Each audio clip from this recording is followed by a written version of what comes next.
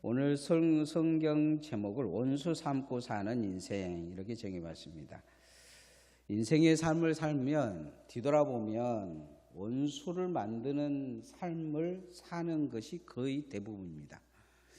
그래서 자식과 그 부모가 그다음에 형제가 죽을 날까지 원수 안 되고 사는 것은 정말 잘 사는 것입니다. 교회에서도요. 목사하고 여러분이 원수 안 되고 사는 것은 신앙생활 잘하는 것입니다. 대부분에 보면 오래된 관계는 오래되면 오래될수록 원수가 되는 경향이 강합니다. 그래서 오래된 사람이 어느 날 안 만난다. 그러면 원수가 된 거예요. 말 몇 마디 가지고. 오늘 요즘에 보면 대부분 돈 가지고 원수가 되는 경향이 많아요.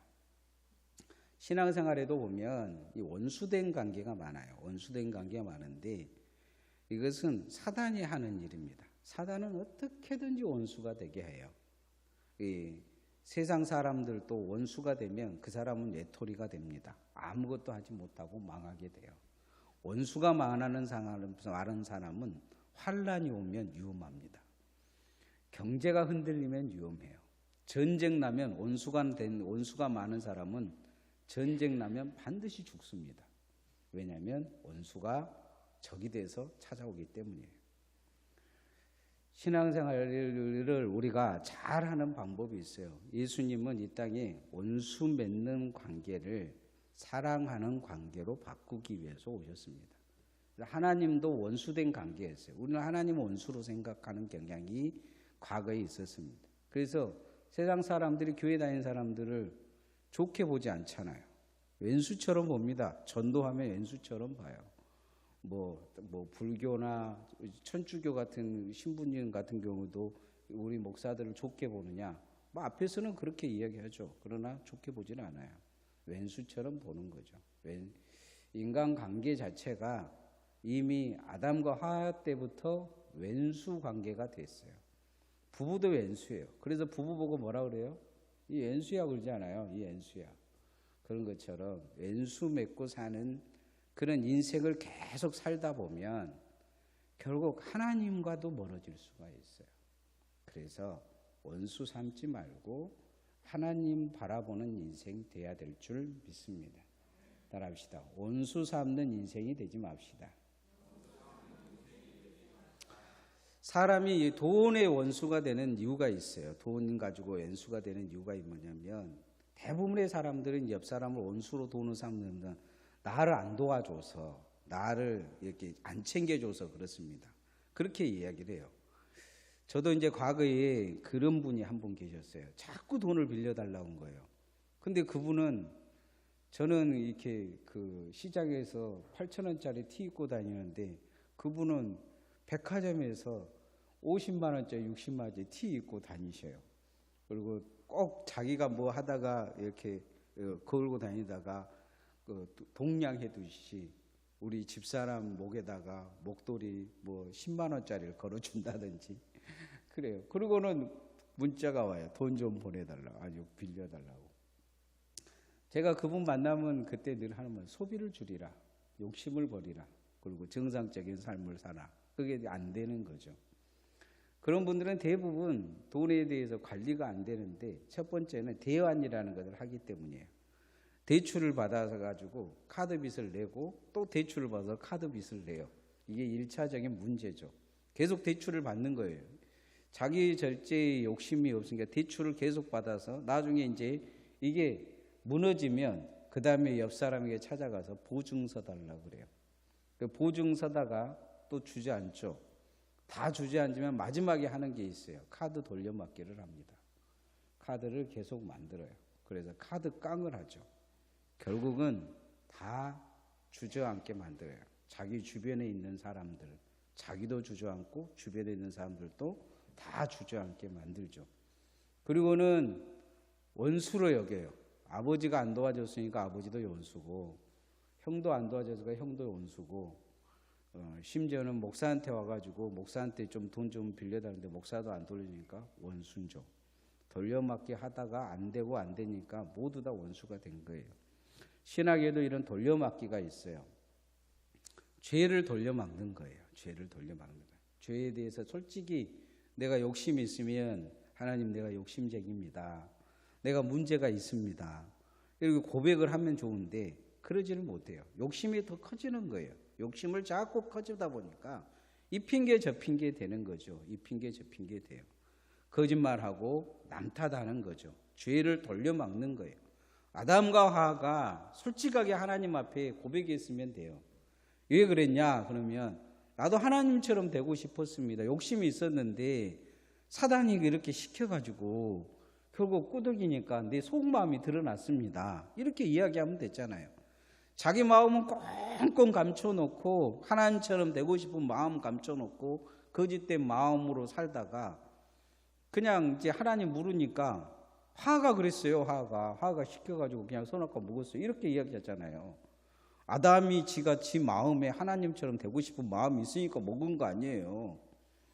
하와도 뱀이 그랬어요. 그러잖아요. 뱀이 그랬어요. 뱀만 괜히 저주받아가지고 사단이 그 속에 들어가가지고 그 뱀만 저주받아가지고 뱀이 제가 보기에는 걸어 다녔을 것 같은데 다리도 없이 다리도 다 잘리고 그냥 배에 걸고 다니고 사람들이 보면 연수처럼 여고 대가리 깨고 그러잖아요. 저도 어렸을 때 생각 없이 뱀 만나면 머리만 막 돌로 찍었어요. 근데 성경에 보니까 하나님이 왼수 만들어 놓으니까 왼수를 봤으니 죽여야지 그러잖아요. 오늘 사사기에 보면 똑같은 이야기가 나와요. 하나님 앞에 우리가 잘못했습니다 이런 생각을 안 해요. 이제 베냐민을 원수로 삼아가지고 싹 멸해버리고 한 600명 남겨놨잖아요. 뭐 특별하게 잘못하지도 않는 여자들, 애들까지 싹 죽여버렸어요. 한 지파를 몰살시켜버린 거죠. 그러면 자기들이 잘못했다고 생각을 안 해요. 그러면서 이제 핑계를 잡는 거죠. 가만히 생각해 보니까 누가 오질 않는 거예요. 우리 편에 안 든 거예요. 길앗 야베스 사람들이 우리 편에 안 든 거예요. 길앗 야베스 사람들 입장에서 보면 베냐민도 잘못됐고 11개 지파도 잘못됐으니까 안 간 것 같아요. 야, 너네들은 다 잘못됐어. 그러니까 이제 이 길앗 야베스 사람들의 입장에서 보면 이 사람들 결정이 하나님의 결정 아닌거든요. 그러니까 믿음 지키려고 양쪽의 전쟁에 끼어들지 않는 거예요. 그러니까 이 11개 지파가 무슨 생각을 하냐면 야, 저것들은 우리 편 안 들었으니까 적이야. 없애버리자. 이렇게 이야기해요. 그리고 그 길앗 야베스에 가가지고 다 죽여버립니다. 그리고 머리를 써요. 처녀 400명만 남겨두고 이 사람들을 베냐민에게 시집 보내면 우리가 지은 죄가 없어질 거 아니냐. 죄에 돌려막기를 한 거죠. 더 큰 죄를 짓고 있는 거예요. 평생 원수 삼고 살죠. 그 여자들 그 400명이 시집 가가지고 마음속에 하나님 앞에 내가 감사하다 그런 생각했겠어요. 자기 동생 죽였지, 어머니, 아버지 다 몰살되고 형제들 다 몰살된 상황에 자기 혼자 포로로 끌려와서 자기 의지도 아니고 처녀가 강제로 시집을 가야 되는 그런 입장을 지금 만들고 있는 거죠. 회개하지 않으면 용서받지 못해요. 회개하지 않으면 용서가 안 될 뿐만 아니고 내가 하나님 앞에 용서를 못 받으면 남도 용서하지 못해요. 그리고 사랑은 거리가 멀어요. 그래서 가장 먼저 우리가 주님 앞에 오면 왼수 맺지 않기 위해 나의 죄를 먼저 회개해 봐야 돼요. 내 욕심을 절제해야 돼요. 그게 사랑이에요. 우리는 옆 사람을 막 사랑한다고 해서 사랑하는 게 아니고 사랑은 어디서부터 시작하는 거냐? 죄를 회개하는 것부터 시작하는 거예요. 회개하지 않는 사람, 자기의 욕심을 들여다보지 않는 사람, 자기 자신을 들여다보지 못한 사람은 사랑하지 못해요. 그런 사람들은 계속 질투하고 시기하고 남 죽이려고 생각을 하지. 그렇게 그것을 이용해가지고 어떻게든지 자기의 욕심을 채우려고 하지 그러지는 못한다는 거죠. 아담이 하나님 앞에 나와서 회개했다면 하나님과의 사랑이 회복되었을 거예요. 그러죠. 그리고 내 책임입니다. 내 욕심 때문에 내가 화에게 이거 먹으면 진짜 죽을 것이라고 가르쳐 주지 않고, 뭐 하나님이 먹으면 죽는다고 이야기를 했는데 뭔 이유가 있겠지, 못 먹게 하는 이유가, 이렇게 가르쳐 줬을 거예요 아마 분명히. 그러니까 그러는 거죠. 누가 문제냐? 아담이 문제인 거예요.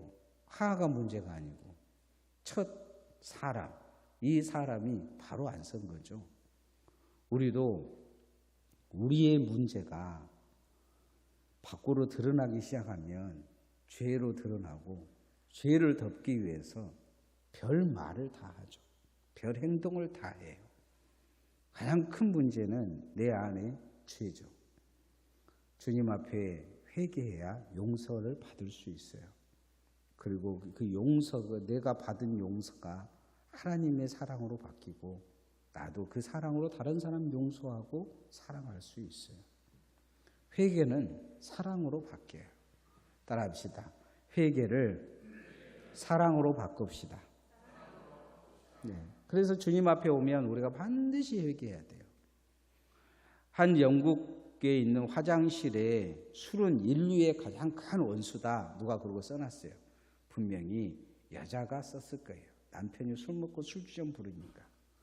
그러니까 아마 그 화장실 입고 들어가면서 남편이 교회에 같이 가는 데가 보니까 자기 부인이 써놨으니까 그 옆에다가 또 한 글자를 썼어요. 내 원수를 사랑하라. 그 다음 주에 보니까 부인이 보니까 그러고 써놓은 거예요. 그러니까 그 옆에다가 또 부인이 썼어요. 이 글씨 쓴 왼수는 회개하라. 여러분, 왼수를 여기고 사는 사람들, 뭔가 사람이 그 원수가 뭐 있으면 그 사람을 보면 뱀처럼 생각할 때가 있어요.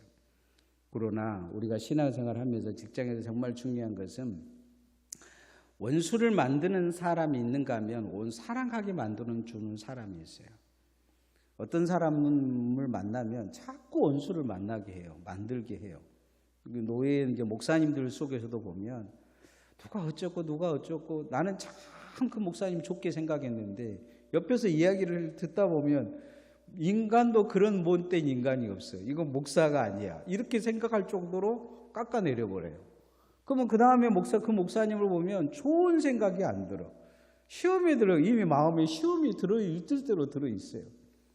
근데 오랫동안 사귀어보면 내가 들었던 목사님이 아닐 때가 99.9%예요.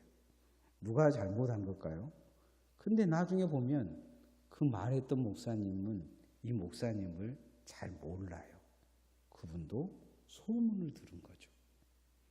내가 겪어보지도 않고 내가 알지도 않은 사람을 깎아서 이야기한 거예요. 왜요?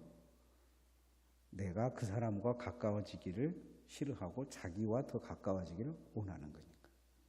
이게 인간이 가지고 있는 욕심이에요. 왼수 맺게 하는 거죠. 원수를 만드는 것도 중요하지만 안 되지만 남에게와 사이에 원수를 만들게 하는 것도 좋지가 않아요. 우리는 서로 사랑하게 만들어줘야 될 하나님의 사람임을 잊어서는 안 될 줄 믿습니다. 사단이 와서 첫 번째 했던 것은 뭐냐면, 인류에게 왔던 것은 이간질이었어요. 이간질. 하나님과 서로 죽고 죽이는 관계를 만든 거죠. 그래서 하나님은 인류를 죽음으로 이렇게 하고 지옥으로 끌고 가게 한 것입니다. 하나 예수님은 그렇게 하지 않으셨어요. 오늘 성경에도 보면 그런 내용이 나와요. 살릴까 죽일까 보다는 죽이자 이야기가 나옵니다. 8절 말씀 한번 읽어봅시다. 시작. 또 이르되 이스라엘 지파 중 미스바에 올라와서 여호와께 이르지 아니한 자가 누구냐 하고 본즉 얄레스 기빌앗의 한 사람도 진영에 이르러 총회에 참여하지 아니하였으니. 누구냐 이렇게 지금 이야기한 사람, 이 사람 몰라서 누구냐 이야기했을까요? 아니요. 이 사람은 지금 누구냐 했을 때 이미 알고 있었어요. 뭔 원수를 졌는지는 모르겠어요. 길리앗 야베스와 자기 딸하고 그 길리앗 야베스 아들이 좋은 아들이 있는데 청혼을 했는데 그 집 그 길리앗 야베스에서 거부를 했는지 아니면 돈 빌려달라는데 돈을 안 빌려줬는지 무슨 왼수를 졌는지는 모르겠어요. 그러나 이 처음 말한 이 사람 지금 뭔가 사람 죽여가지고 흥분되고 더 죽일 수 있는 힘이 남아있는 이 사람들, 회개하지 않는 이 사람들에게 다시 칼을 들게 해요. 왼수 맺게 합니다. 누구냐 물어봐요. 누구냐고 물어보는 이 사람은 이미 누군지 알고 있는 거예요. 누구냐 물어봤을 때 이미 어떻게 해야 되는지도 알고 있는 거예요. 어떻게 하겠다는 거예요. 이미 마음에 있는 거예요. 이 사람들 이용해서 내 복수하겠다. 내 원수를 갚겠다. 이런 생각을 하고 있는 누구냐 말하는 이 사람. 이 사람은 누구냐? 사단이에요. 이 사람은 사단의 일을 하는 사람이죠. 그런데 누구도 여기서 말리지를 않아요. 이미 베냐민을 원수로 만들었기 때문이에요. 이 원수와 화해하기 위해서 또 다른 원수가 필요해요. 나의 적이 필요해요. 그래서 그들을 다 없애고 자기들을 죄를 덮기 위해 시도를 합니다. 원수 삼는 데 성공하고 자기들 죄 덮는 데 성공해요. 이걸 그들은 사랑이라고 이야기를 했을 거예요. 그들은 막 울어요. 이 베냐민이 죄가 없어졌다고. 그리고 어떻게 이들을 구할 거냐 생각을 해요. 그리고는 또 그런 일을 저지릅니다. 예수님은 이 땅에 오셔서 가장 하고 하신 것이 뭐였냐면 하나님과 우리의 관계를 회복하는 거였습니다. 그래서 우리도 신앙이 회복시키는 신앙으로 성장할 수 있기를 소원합니다. 평생 사랑하기도 짧은 인생이잖아요. 그래서 늘 주님 앞에 오면 다른 사람 볼 게 아니고 나를 잘 들여다봐야 돼요. 나는 죄로 시작된 욕심이 있지 않는가. 뭔가 내 언어의 자체에 자꾸 악한 꾀를 가지고 머릿속에 계획대로 움직이고 있지 않는가. 근데 절대로 여러분 계획대로 되지 않아요. 죄로와 욕심으로 시작된 계획은 하나님이 이루어 주시지 않아요. 이루어져도 이처럼 아주 망가뜨려질 가능성이 많아요. 철저히 하나님 앞에 오면 우리는 회개하고 나의 욕심을 내려놓고 내가 정말 주님의 사람으로 살고 있는가, 용서하고 있는가, 사랑하고 있는가 뒤돌아보고 사랑의 사람으로, 회개의 사람으로 설 수 있기를 소원합니다. 두 번째, 우리가 교회와 성도들이 신앙생활하는 목적은 생명 구하는 것입니다. 예수님이 오시는 이 땅에 오는 목적도 우리를 생명 구하기 위해서 오신 거예요. 그래서 우리는 생명 구하는 일에 전력해야 합니다. 따라합니다. 생명 구하는 일에 전력합시다. 네, 생명 구하는 일에 전력해야 합니다. 송양 목사님이 사랑의 원자탄이라는 거 하는 이유가 있어요. 그건 뭐냐면 자기 아들 문제도 있지만 예양홀에서 한 한센병 병자가 이렇게 치료를 하려고 하는데 그 간호사가 와가지고 이렇게 신문지를 쫙 깔고 소독을 해주려고 했어요. 그러니까 이 한센병 환자가 생각하기에는 자기는 무시한다고 생각하고 그 간호사를 목침을 가지고 때려가지고 죽였어요. 그냥 가둬놓고는 이제 아무도 치료를 안 해주는 거예요. 그 이야기를 듣고 송양 목사님이 들어가 보니까 이미 고름이 막 줄줄줄 흐른 거예요. 이게 째가지고 어떻게 될 일이 아닌 거예요. 그러니까 송양 목사님이 그 나한 자의 그 발을 잡고 고름을 다 입으로 뽑아내셨어요. 그 다음부터 이 살인자였던 이 나한 자를 치료하는 그 의사들과 간호사들의 태도가 달라진 거예요. 다들 저는 살인자다, 마땅히 죽어야 된다, 우리의 왼수다 생각한 거죠. 아무도 접근 안 한 거예요. 근데 우리도, 송양 목사님, 우리도 그렇게 하나님 앞에 그런 행동을 했다. 우리가 사랑해야 된다. 그리고 자기가 가서 고름을 입으로 뽑아낸 거죠. 총살 직전에 있는 한 청년을 살려냈는데 자기 두 아들을 죽인 친구예요. 친구 아들이 두 아들을 죽였어요. 그런데 부흥회하면서 자기가 가야 되니까 말씀 전하기 못 가니까 딸을 보내가지고 그 아들을 데려와요. 이유는 그 영혼을 지옥 보내면 안 되기 때문이에요. 아무도 못 건들게, 아무도 손가락하고 저주하지 못하게 자기 양아들로 삼습니다. 보복하고 죽일까 싶어 양아들로 삼은 거예요. 그게 예수님이 가르쳐준 사랑이죠. 늘 성향 목사님은 자신의 죄와 욕심을 들여다봤다고 해요. 그리고 예수님이 오신 목적과 자신의 존재하는 사명의 목적이 생명 살리는 거라는 것을 잊지 않으신 거죠. 원수 삼고 살 수 있는 시대, 원수라고 생각하고 마땅히 죽일 수 있는 힘이 있는 그런 목사님이었지만 살릴 수 있는 힘도 있었던 거예요. 그러니까 자기 아들을 죽였던 사람을 살린 거죠. 죽일 거냐 살릴 거냐 했을 때 죽이는 것은 쉬웠고 살리는 것은 어려웠어요. 가족들도 반대하고. 그러나 살려냅니다. 오늘 성경에 쉽게 죽여버려요. 10절 말씀 한번 읽어봅시다. 시작. 회중이 큰 용사 12,000명을 그리로 보내며 그들에게 명령하여 이르되 가서 야베스 길리앗 주민과 부녀와 어린아이를 칼날로 치라. 어떻게 죽일까? 사단은 고민하고 있는데 쉽게 죽이죠. 그냥 가서 사단의 요구에 반응해 준 거예요. 우리도 방향을 잘못 잡으면 죽이는 일에 열심일 수 있어요. 예수님의 시대도 그랬잖아요. 예수님이 제일 바리새인들 죽이기 싫어하신 건 뭐냐면 살리려는 생각을 별로 없는 거예요. 그냥 병든 자들이 있어도 안식일에 율법이하고 법법 이야기하고 살릴 생각을 안 하는 거예요. 자기 송아지가 우물에 빠지면 어떻게든지 살리면서 옆에 있는 사람들, 같이 밥 먹고 이웃이라고 말한 사람들이 우물에 빠지면 안식일이라고 안 살리는 거예요. 왜 안 살렸을까요? 안식일이 때문이에요? 아니요. 왼수로 보기 때문이에요. 죽여야 되겠다는 생각이 그 심중에 있는 거죠. 말을 안 해서 그러지. 한번 옆 사람 한번 봐보세요. 옆 사람도 혹시 나 죽이려고 자기 마음 끝에는 시작점은 그런 것이 아닐까. 시작점은 나를 죽이려고 하는 게 아닐까.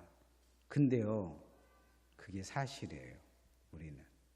우리는 그런 시작점을 이미 가지고 있어요. 이걸 예수의 피로 회개하고 내가 그런 존재임을 인정하지 않으면 감추고 자꾸 핑계대고 그러면서 살 수 있어요. 그래서 죄의 고백이 필요하다는 거예요. 하나님, 나는 그런 연약한 자입니다. 나는 그렇게 시기합니다. 난 무너뜨리려고 합니다. 저 사람 주저앉혀야 내가 일어설 수 있고, 저 사람이 가난해야 내가 부자가 되고, 저 사람이 1개 먹어야 내가 3개 먹을 수 있습니다. 이게 우리 마음이잖아요. 나는 우리 아들하고 내가 먹을 것 갖고 싸워요. 아들이 2개 먹으면 괜히 미워. 연수 같아. 근데 마음 바꿔먹고 아들이잖아. 네 아버지로 어떻게 그럴 수가 있어? 이렇게 이야기하면 내가 생각이 달라지고 행동이 달라져요. 내가 3개 가지고 싶은 마음이 없어지고 아들이 다 먹으라고 하나도 안 먹어요. 근데 아들은 혼자 다 처먹어요. 그래도 그게 인간이 마음 바꾸면 되는 거예요. 이게 회개예요. 하나님 앞에. 철저히 우리는 그 회개해야 돼요. 그래야 사람 살릴 수 있어요. 신앙은 생명 살리는 데 전력해야 돼요. 나는 생명 살리려고 전력하는 건가? 아니면 헛짓거리하는 신앙생활인가 뒤돌아봐야 돼요. 막 교회에서 뭐 하면 뭐 어쩌고 저쩌고 하는데 목사는 어떻게 어떻게든지 한 영혼이라도 안 다치려게 하려고 몸부림을 쳐요. 여러분은 그래도 많이 다치지만. 그래, 그 사람만 있는 게 아니에요. 주변에 여러 사람이 있어. 여러 가지가 있어. 교회들도 있고 얘들도 있고 주일학교도 있고 중고등부 아이들도 있어. 그런데 어떻게든 안 다쳐보려고 얘를 써요. 막 구역도 연말에 이제 구역도 이제 뭐 어쩌고 저쩌고 이야기하고 구역 짤 때도 어떻게든 안 다쳐보려고 몸부림을 쳐요. 서로 마음 안 상하게 잘 맞춰보려고. 근데 그게 잘 안 돼요. 사람 일이라. 서로 조금만 사랑하고 마음을 내려놓으면 함께 사랑할 수 있고 신앙생활 잘할 수 있어요. 교회의 주 목적은 죽이는 일이 아니고 살리는 일이기 때문이에요. 그래서 우리도 살리는 정신을 갖기를 원합니다. 마지막으로 섬기는 자세를 우리가 섬기는 자세에 늘 그 자리에 있어야 돼요. 섬기는 자로 있어야 돼요. 따라서 섬기는 자로 있읍시다. 베드로와 요한을 보면 늘 싸워요. 근데 요한의 어머니가 한 말이 그런 이야기였어요. 주의 영광 중에서 주님이 왕 되면 큰아들은 오른쪽, 작은아들은 왼쪽, 그 자리는 우리 자리입니다. 이렇게 이야기한 내용이 마가복음 10장 37절에 나와요. 왜 이런 욕을 했을까요? 당연한 거죠. 왜 당연했냐? 요한의 집이 잘 살았던 거예요. 그리고 예수님이 이제 3년간 공생에 활동하는데 누가 돈을 댔을까요? 이 말에 누가 돈 댄지 다 나와요. 누가 아침밥 걸고 예수님 모시고 가지고 야 여기가 정말 맛있는 집입니다 하면서 비싼 거 누가 사줬을까요? 예수님 옷이 좀 낡으면 예수님 옷을 누가 새로 하나 해줬을까요? 누구일 것 같아요? 요한의 어머니예요. 당연하다는 거죠. 당연한 게 내가 당신 다 뒷바라지 다 했으니까 당연하게 자리 내놔라는 거예요. 예수님은 그런데 이상한 이야기 해버리셔요. 뭐라고 이야기하시냐면 너희 중에 으뜸이 되고자 하는 자가 제일 꼴찌가 되고 제일 낯익고 봉사한 자가 종이 된 자가 가장 큰 자리에 오를 것이다. 그 이야기를 해요. 예수님이 베드로를 그 수제자로 삼은 이유가 뭐냐면 베드로는 배우지를 못했어요. 글씨도 못 읽어요. 그냥 늘 예수님 앞에 종처럼 살았어요. 가진 것도 별로 없는 것 같아요. 예수님이 그런 이야기를 마가복음 10장 45절에 결론적으로 이야기합니다. 나 같은 사람이 돼야 된다 이야기하셔요. 예수님은 섬김을 받으러 오는 게 아니고 섬기려 오셨다 이야기하면서 십자가의 대속물로 자기를 줄 것이다 이렇게 말씀합니다. 권력을 갖기 위한 게 아니고 섬기는 삶을 살기 위해 오셨다 이야기를 합니다.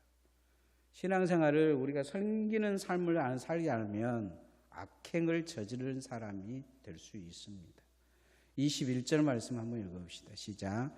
보다가 실로 여자들이 춤을 추러 나오거든 너희는 포도원에서 나와서 실로의 딸 중에서 각각 하나를 붙들어 가지고 자기 아내로 삼아 베냐민 땅으로 돌아가라.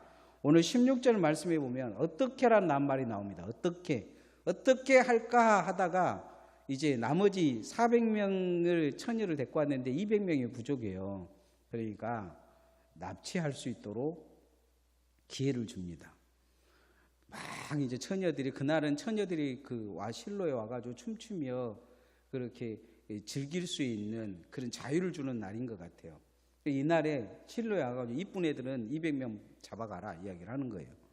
이날 아마 자기 딸들을 보냈을까요? 이 결정한 사람들 아마 이것을 비밀 이렇게 잡아가라 갈 것이다 하고 공포했을까요? 이건 비밀로 했을 거예요. 그리고 자기 딸들은 보내고 남의 딸들은 납치당하게 만든 거죠. 악행을 저지른 거예요. 힘이 있다 보면 이런 악행을 저지를 수 있어요. 이 사람들이 섬기는 자세라면 이렇게 할 수 있을까요? 그러지 않아요. 어떻게든지 죄를 덮고 어떻게든지 자기들이 유리할 쪽으로 모든 법들도 바꿔놓고 이렇게 하는 거죠. 섬김의 자리에 그 섬김의 자리에 섬기는 사람이 권력의 자리에 오면 세상에 평화가 옵니다. 남아프리카 공화국의 만델라 대통령이 평생 국가를 위해 섬기기로 마음을 먹었어요. 대통령이 되면서 그 사람이 다 이렇게 보복할 거라고 생각했어요. 보복하기를 가장 원하는 사람이 누구였느냐? 부인이었어요. 부인이 병수발 다 들고 옥바라지 다 했어요. 밖에서 나오기만 바랐죠. 대통령 딱 되자 보복하자고 이야기한 거예요. 백인들을 다 죽이자. 그러자 이 만델라는 부인과 이혼을 합니다. 나는 아프리카를 섬기기 위해서 오늘까지 살아왔지 누구 죽이려 사는 것이 아니다. 링컨은 그런 이야기를 합니다. 섬기는지 섬기지 않는지 권력을 줘보면 안다. 그 자리에 올라가 보면 안다. 그 전에는 모른다는 거죠. 우리도 마찬가지예요. 신앙생활을 오늘 섬기지 못하면 내일 섬기느냐? 절대 불가능해요. 우리는 섬기는 자세를 늘 가져야 돼요. 늘 섬기는 자리로 돌아가야 돼요. 그래야 원수 삼지 않고 생명 살리는 일꾼이 될 줄 믿습니다. 이제 말씀의 결론을 맺으면 인생은 계속 원수를 삼고 살아요. 어쩔 수가 없어요. 마음 저 끝에가 원수 맺는 그 시작점이 아담으로부터 주어져 있기 때문이에요. 그러나 우리가 회개하면 이게 바뀌어요. 회개하면 용서하고 사랑할 수 있는 사람으로 바뀌어요. 내 마음의 욕심을 내려놓으면. 그래서 욕심이 잉태한 즉 죄를 낳고 죄가 장성해 사망을 낳는다는데 우리가 회개해야 돼요. 주님 앞에 오면 나를 잘 들여다보고 뭐 때문에 내가 화를 내는지, 뭐 때문에 내가 불만이 있는지, 뭐 때문에 내가 주님 앞에 바른 신앙하지 못하는지 잘 들여다보고 철저히 회개해야 돼요. 그리고 누군가를 내가 원수로 삼고 살아가고 있지는 않는지, 하나님 앞에 정말로 우리가 잘 섬기고 있는지, 잘 봉사하고 있는지, 우리가 정말로 하나님 앞에 잘 헌신하고 있는지, 우리 자신을 잘 들여다보고 원수 삼는 인생이 아닌 사랑하는 인생으로 잘 사시기를 소원합니다. 그냥 기도하시죠.